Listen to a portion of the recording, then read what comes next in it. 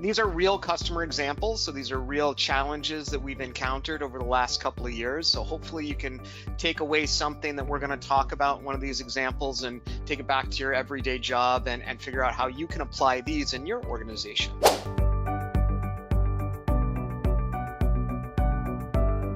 One example was fleet decarbonization. We had a customer that was bringing electric trucks to their rolling stock fleet.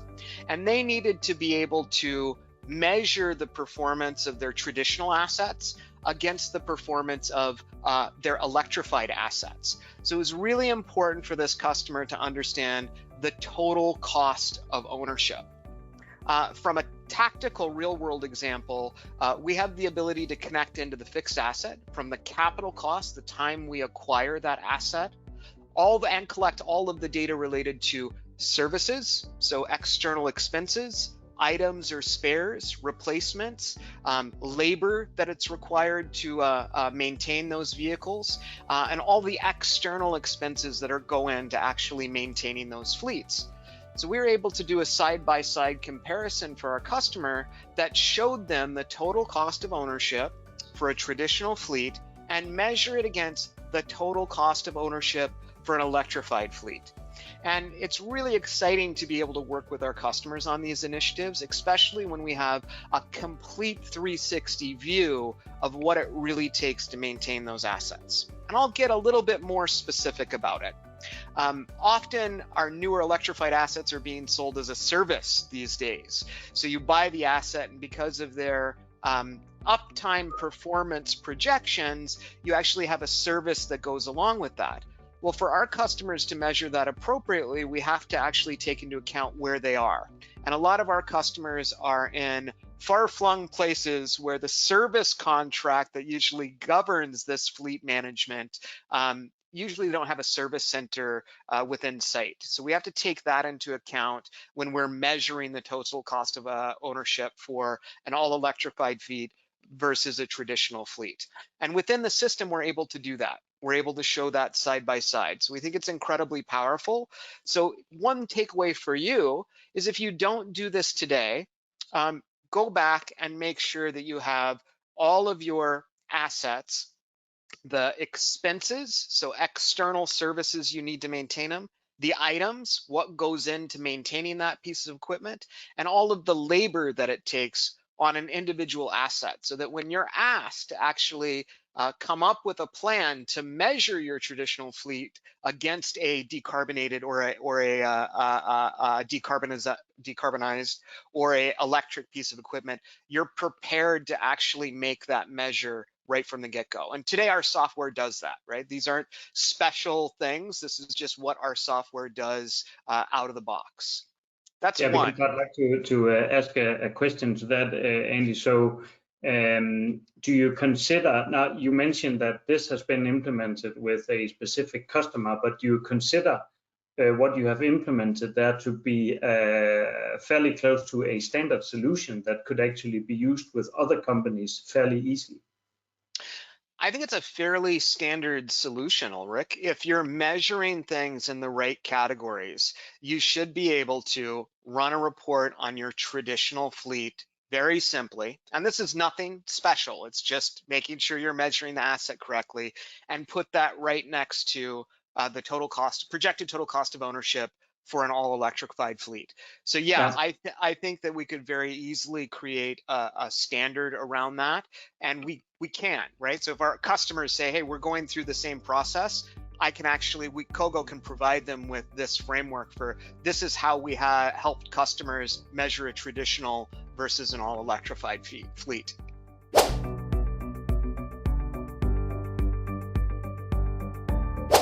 The second real world is sensors on assets. We've reached kind of a day and age where we're out of the repair and replace mentality, where things are going to break, we're always going to have to replace them. Because we're switching to really a prevent and predict method, the repair and replace kind of mentality needs to be slightly adjusted. And I'll give you a really simple example around the prevent and predict versus repair and replace. Supply chains. Every one of our customers has had supply chain issues. Something as simple as a 10 horsepower motor that used to be in stock at your local distributor sometimes can take 6 months or more to get. So let's talk about the impact of not having access to things that we had access to readily before the last kind of 4 or 5 years when everything was produced just in time, including pumps and motors. A simple real-world example is we had a customer that had to redirect haul trucks to hauling waste from hauling to stockpile. And that was simply because they had a motor that went out on one of their conveyors and it was 90 days lead time to get a replacement. So how do we fix that, and how do we give that prevent and predict capability so that they don't have to run into the repair and replace? I lost the motor, I lost my conveyor, so I have to redirect a haul truck to, instead of hauling stockpile, to hauling waste. We do that through the use of sensors, right? We can deploy sensors to give you operational visibility into those assets, something as simple as a motor at very low cost. And that allows you actually to get what's called integrated asset performance management. And that integrated asset performance management is all about, did I have the good or service in stock to execute on the work that I had to execute to be able to complete my job in a timely fashion to make sure that my plant continues to achieve its uptime objective or its economic outcome. So that's taking complete visibility of the stack through the supply chain, through the maintenance, and through the operation. We're able to do that with sensors, right? We can completely reduce the risk profile by giving you those parameters of here's when something's going to fail and here's normal operation, and providing a forecast to the maintenance department that gives them visibility into the future. When something is starting to fail, we can actually go address it before it completely fails and turns into a big issue. That data ends up turning into actionable knowledge for our customers.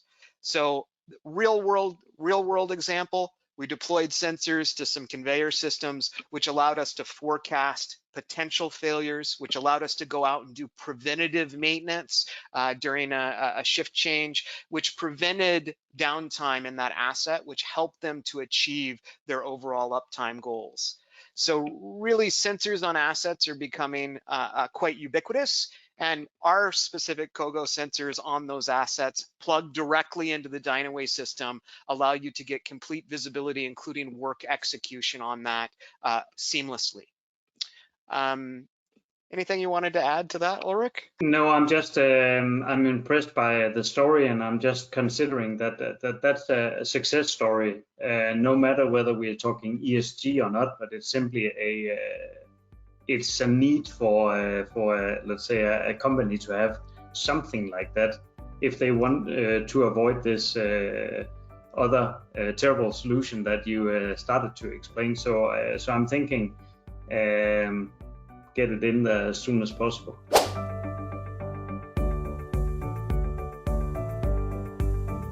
The last kind of real world example is about checklist and compliance. And really, we're able to add checklists to all of our different work types, whether it's preventative maintenance work or corrective maintenance work. We have the ability to add checklists. So think about, what do I do before I do my job? What do I do during my job? And what do I do after my job? We're able to do those checklists with very rich content. So we can attach videos, we can attach pictures, drop downs, very detailed information on how to execute that maintenance task. Or it may even be an environmental task that's being generated out of the asset management system. Because we have those checklists, it allows us to, in real time, update those checklists to all the people that are associated with that work. And I'll give you another really simple real world example. Everybody that's been on a plane has probably seen the pilot or the flight attendants carry around their iPad. Those iPads contain work processes and procedures. Because of the complexity of that equipment, everything that they do is checklist driven. We have the same power on the shop floor now. We can give the same checklist power, work process management power to our asset technicians in the field. And when we have something we need to update, let's say it's something as simple as Our work processes for pre-work checks need to be updated, where we use sorbent pads on every single job because we've had spills before. We can now add that to our work order checklist in real time, add it to the process management in real time, inform our technicians digitally that something's changed, and be able to continue to meet our regulatory compliance that we have. So this is another real world scenario where, oh no, we've had something that's happened, we've done an investigation into it, we need to adjust our work processes, we need to inform people of what those work processes are, we need to roll it out. Because we've got those rich content checklists built into our system, we have compliance on tap.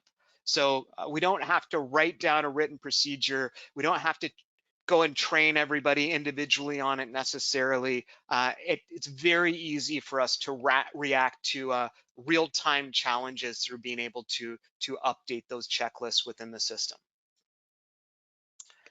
So those three things, real world examples, what you can go back and do today, the fleet decarbonization, make sure that you have your total cost of your assets broken out by those items, expenses, and labor.